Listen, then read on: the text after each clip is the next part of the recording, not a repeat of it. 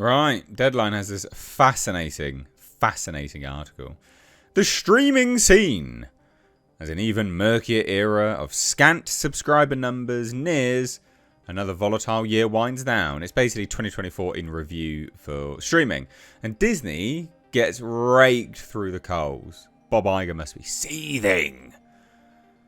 Can't get mainstream media underfoot nowadays, it seems. It's fascinating. It's a good read. So we're going to take a look at some of it. Hit subscribe, ladies and gents, if you're a returning viewer and you're not subscribed. Also, guys, please do support me further via my Patreon. You can find it linked down below in the description box. It's the first link. And it would really help out because I do get demonetized. Anyway. So, again, this is just a year in review, okay, of all the streaming platforms. Now, I've gone on record and said streaming is not the future. I remember when everyone kept saying it. They kept saying it. I was like, it's never going to replace theatres. It physically cannot replace theatres because the budgets. It's all about budgets. The amount of money these studios are expected to spend on films, $200 million, for instance. It's just not economically viable for streaming to replace theatres. It cannot replace theatres because there's an upward cap of subscribers that a streaming platform can have.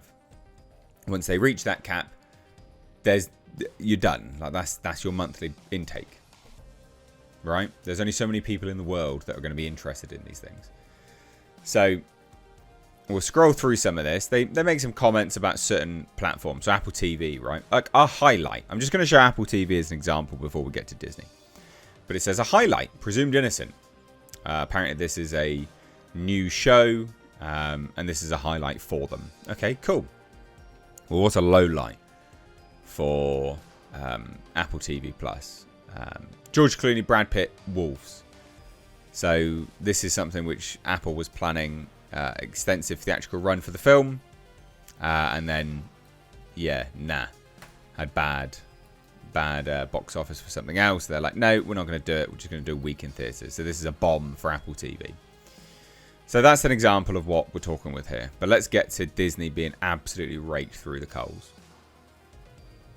Disney. Highlight. Disney's streaming game undoubtedly got stronger with the integration of Hulu and ESPN Plus content on Disney Plus for bundle subscribers. Right.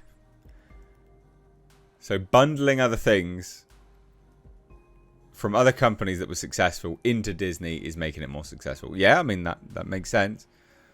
That makes sense. The move solved one of the company's biggest streaming problems. A content experience that felt disjointed and confusing to navigate. Now Disney Plus is a one-stop shop for nearly everything the Mouse House has to offer. That's their highlight, guys. That's Disney Plus's highlight. That's it. Not great, is it? Oh, what's the lowlights? Whilst Disney did turn a streaming profit for the first time this year, that was largely because of sports via ESPN Plus. Disney Plus and Hulu together were in the black for the first time in the company's fiscal fourth quarter ending in September. Subscriber growth across both platforms has been a bit of a headache. Disney Plus ended the fiscal year up just 2% in domestic subscribers. That's appalling. And Deadline notes that that's also despite the company crushing the box office this year, which it kind of did, kind of didn't. Deadpool and Wolverine did, but that's not a movie which is anything to do with Disney, really. It was greenlit by Bob Chapek, and it preys on people's nostalgia for a completely different film universe, 20th Century Fox one.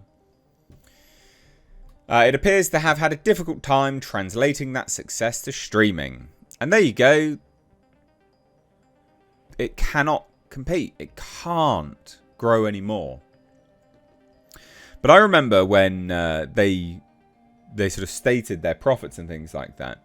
And I remember everyone coming out and being like, oh, wow, it's amazing, blah, blah, blah, blah, blah.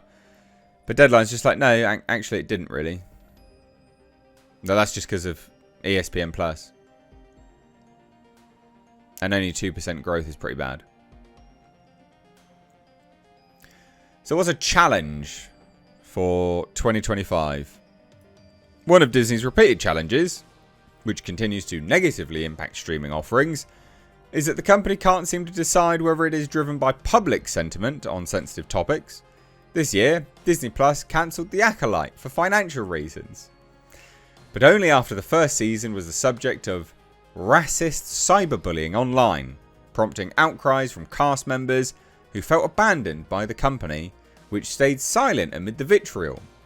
This month, Disney is under fire for removing a transgender storyline from its upcoming animated series Win or Lose, which it did speak out on. These flare-ups seem to happen often at Disney, and the controversy rarely, if ever, works in the company's favour. In fact, Disney would likely benefit from more conviction in its core values and less capitulation to loud online conversation. So you can see how it's just been dragged through here. The funny thing about this is, right, you know, it talks about The Acolyte. Oh, Disney Plus cancelled The Acolyte for financial reasons. Yeah, so for financial reasons. But then they're like, oh, but actually only after there was some cyberbullying, actually. No, mate, it's because of financial reasons. Because it was ridiculous. And you don't cancel a series whilst it's running, because then people won't watch the whole season. So that's why. But again, you can just see the sentiment changing. And Deadline's like, well, they need to pick it, don't they? They need to keep moving. It's like, oh, whatever. Biggest question.